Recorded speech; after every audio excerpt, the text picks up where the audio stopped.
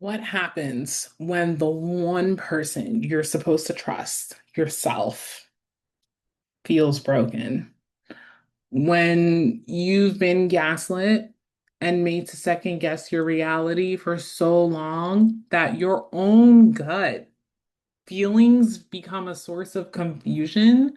Today, we are moving past the theory and into a practical guide for how to start rebuilding that sacred connection to yourself. Um, it starts very counterintuitively. And for me, and I'm sharing what has worked for me in my journey, it starts by going straight to the shame, straight to the sticky parts. Um, I've just found avoiding it or going around it doesn't work. I've had to revisit the moments that feel prickly for me, that I feel embarrassed about in order to find a way to trust myself again. And so it starts with revisiting those sticky moments, and it's through a different lens. This time it's with the lens of the version of me that existed at that time. And not only that, it's doing so with compassion. And compassion looks like considering what were for the version of you that existed at that time, okay? And I'll share for me. What were her needs at that time? What were her desires? What were her inner resources? What was her relationship with herself at the time? What beliefs had she inherited and been operating out of? Not chose, but inherited. Because, one of the beliefs that I had at the time that I wasn't worthy, that I was a burden to exist, and everything that I did created harm and made life difficult, which was, of course, reinforced by all the narratives that existed in that two-person cult, reinforced by everything that my ex-wife would like say and posit about me. But I really state beliefs that I inherited and not chose because, I didn't go to a belief supermarket and decided, I'm gonna yeah, I vibe with this. Like I choose to not believe I'm worthy. No, it didn't happen. It didn't go down like that. I inherited those beliefs, and those beliefs were created out of an attempt to make sense of the challenging things I had experienced and survived, right? So, beliefs I inherited. And not only that, I demonstrate compassion for that version of me that existed then by considering just how, instead of thinking about how wrong her choices were, I consider how did the choices she make keep her alive? Okay. And while looking at that version of me, that version of yourself that existed back then, with compassion, doing so while simultaneously self-soothing, if it's like putting a hand on your chest, taking a beat, like doing what you got to do to soothe yourself through that, um, instead of just being like railroading through it all, but like taking, doing so at the pace that allows you to soothe yourself.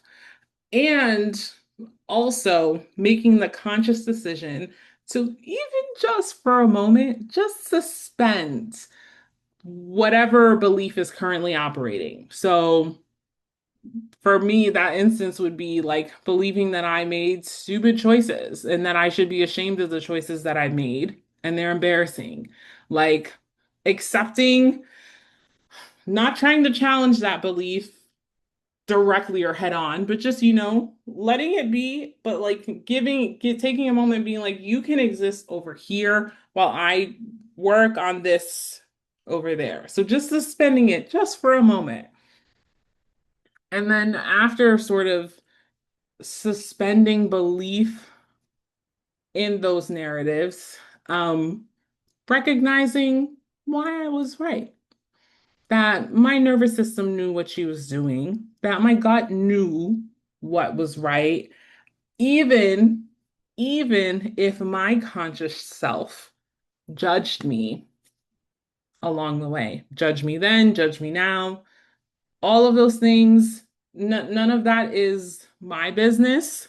Or, the judgments that my conscious self has for myself as a being is not the business of my nervous system and my gut.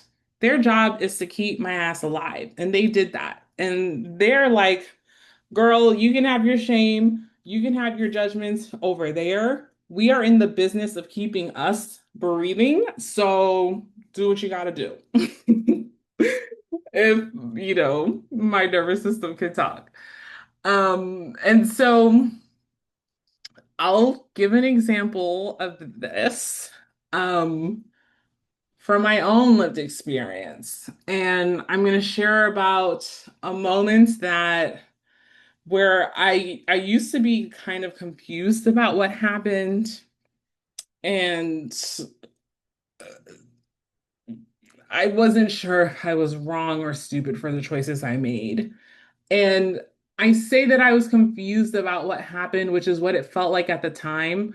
But that confusion was really like I was experiencing and feeling something, and my ex-wife was saying something else. So I was in the difficult place of though those two things didn't align. And in order to be safe, in order to find proximate safety within that context, it that is the confusing situation, right? Choosing no, believing what you know, or believing what the person who demonstrates violence is telling you is what it is. Okay.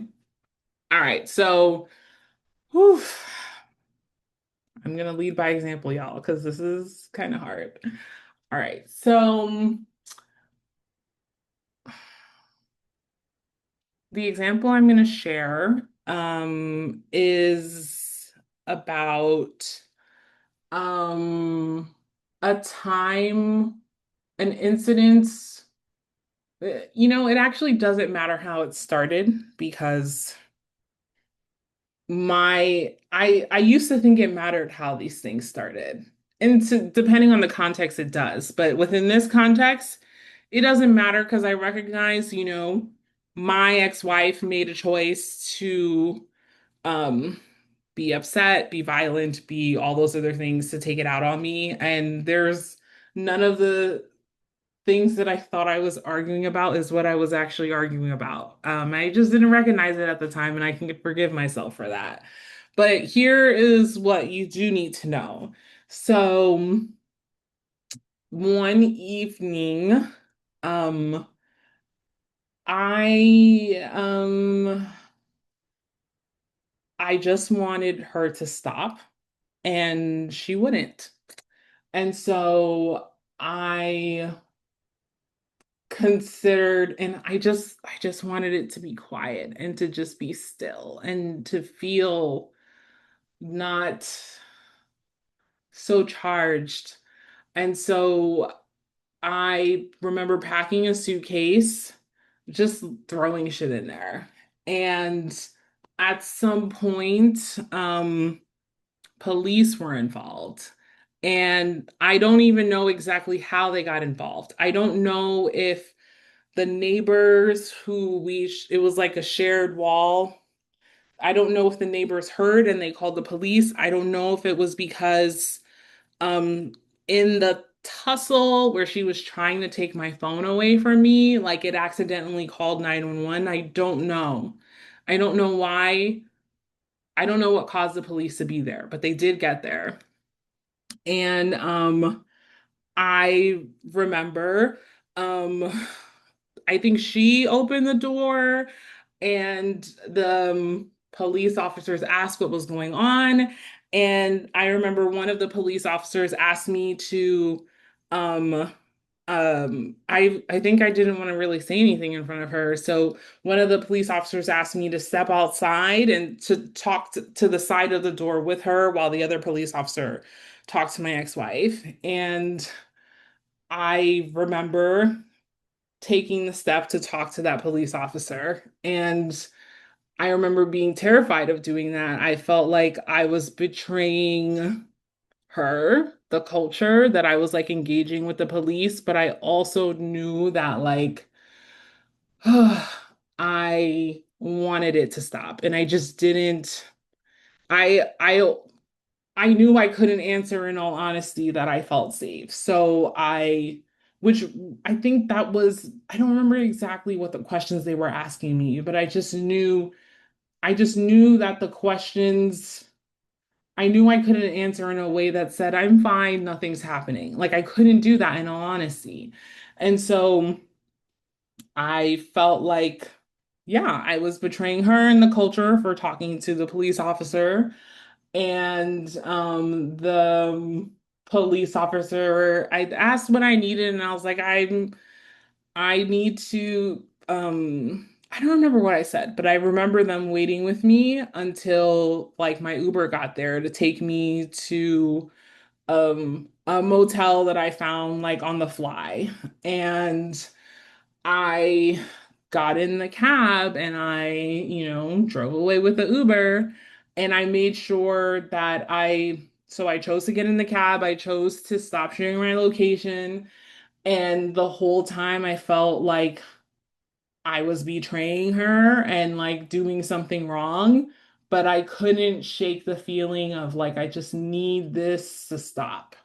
And so I get to the motel. It was fucking awful. It was a shitty hotel. And which I just internalized as like, look at my life and look at my choices. Like, this is where I fucking end up. Um, I let my sister know where I was and that I was taking space. I asked her not to let my ex-wife know where I was. Um, I remember I barely got any sleep because the motel room was gross, but most importantly, she would not stop calling and she would not stop texting. I'm pretty sure, like, I feel like I got 30 to 40 to 50 calls that night. And I even saying that out loud, I feel embarrassed because I think now it's funny because now, you know, good luck trying to call me and get me to pick up. I am constantly on do not disturb. And wow, part of the reason why I'm constantly on disturb, I think it's just a reaction of what it was like being in there. But like I just remember being afraid of missing her calls because I was afraid of like what would happen and like the blowback from that all. So like I didn't do not disturb or block her. She just kept calling. I just kept silencing each call and I would ask her to stop. And I, yeah, I asked her to stop instead of like using my phone to in the settings to like make it stop because I felt scared to do that. Like I was not, I felt like something worse would happen if I had done that. And so I just really asked her repeatedly to please stop and to please let me sleep. That's why part of why I left in the first place. Um, and so somehow I got some sleep. It's probably some of the worst sleep I've ever had.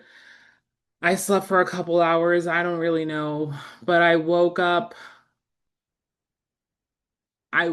and I was like, I need to get out of this disgusting place, but I know I wasn't ready to go home.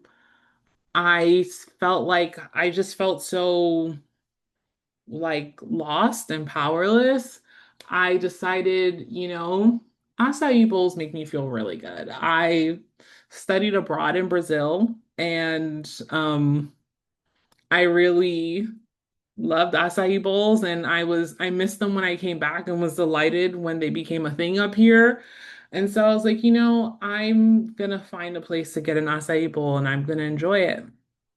And so I took a cab from the motel to some spot, random spot in downtown Sac, and I had an acai bowl and I just didn't know what to do. Like I found myself literally wandering the streets of downtown Sacramento with my suitcase, and I just didn't know what to do. I felt stupid. I felt like I had no place to go.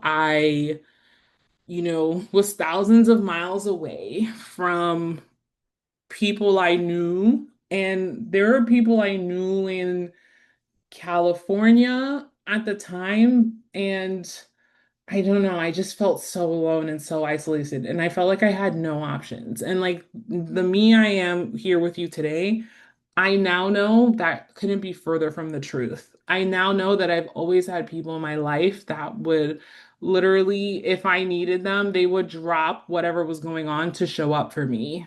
Um, I know that now, but the me that existed then, like, she didn't know that. She felt really alone and isolated. And my ex-wife was like really successful at like slowly, this is like a few years in now. And so she put in the work and it was successful at, isolating me. And so I can look back at oh right, and before I kind of get into that, I then what do you call it? So I'm like wandering downtown Sacramento and like I eventually decided I would let her know where I was and that she could pick me up and take me home. And I remember feeling um it's hard to describe the energy. It's like I felt, I don't even know if fear is the right word, but I don't know, something about getting that acai bowl and finding some semblance of whatever. I remember deciding that like I wasn't, I didn't want her to touch me, even though I knew that would cause problems. I remember in the space between the acai bowl and getting back in the car and going home because I had no place to go and no other options. I remember deciding, like, okay, I need space to recover from this, which means like I don't feel comfortable being touched. And I was like willing to sort of like stand in that, even though I knew it would cause conflict, which it eventually did. She like pretended to be cool and respectful for that for like maybe a couple of days, and then eventually was spun a new narrative about how harmful and violent it is for me to be like withholding whenever I feel like it, which was, I'm not even gonna go down that tangent. So, yeah, so that is the moment I'm referencing. Oh. And when I look back at that version of me and try to have compassion with her, I understand that, you know, that version of me, the one that got back in the car, the one that, went to that motel, that version of me just wanted it all to stop. That version of me wanted a home. That version of me, you know, didn't believe that she mattered. And that version of me felt like fundamentally at her core, like a burden to exist and take space.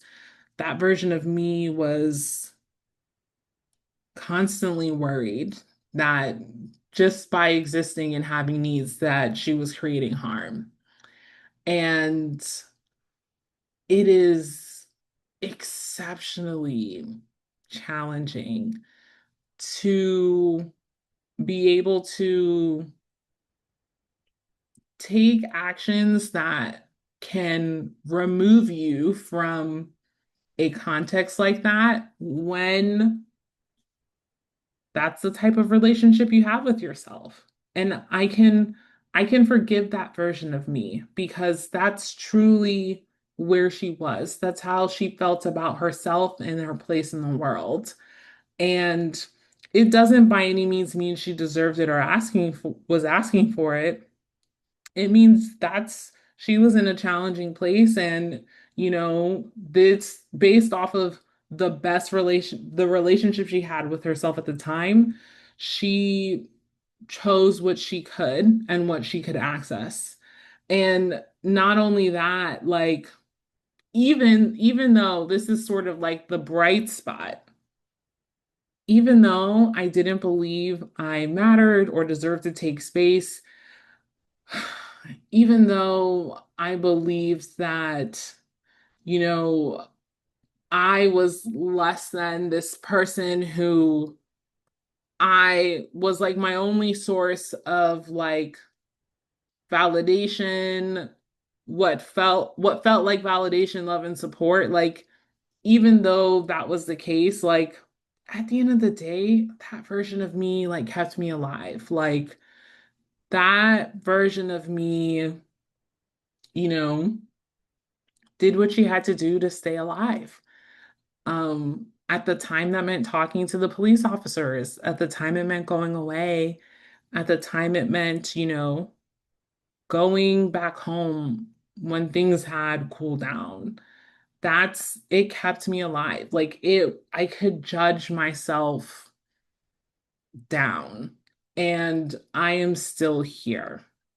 My nervous system knew what she needed to do to get us to keep us breathing.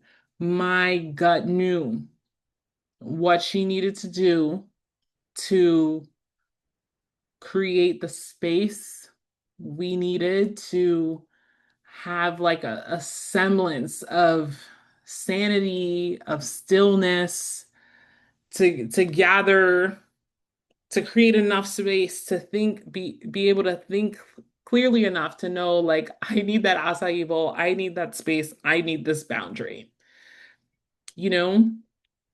And my nervous system and my gut knew these things, even though I was judging myself for talking to the police, even though I was judging myself for being in a shit motel, even though I was judging myself for wandering. Those judgments that I held for me had nothing to do with um the fact that I was still alive and still breathing. And that really deserves such a profound level of respect.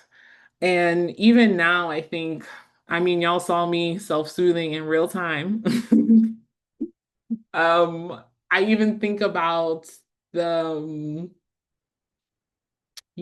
all of the beliefs around myself at the time and the judgments I had for her, and even just being able to name it and naming the needs and the relationship with myself and how her choices kept me alive. Like the shame I feel about this, like feels kind of distant. Like it's kind of still there.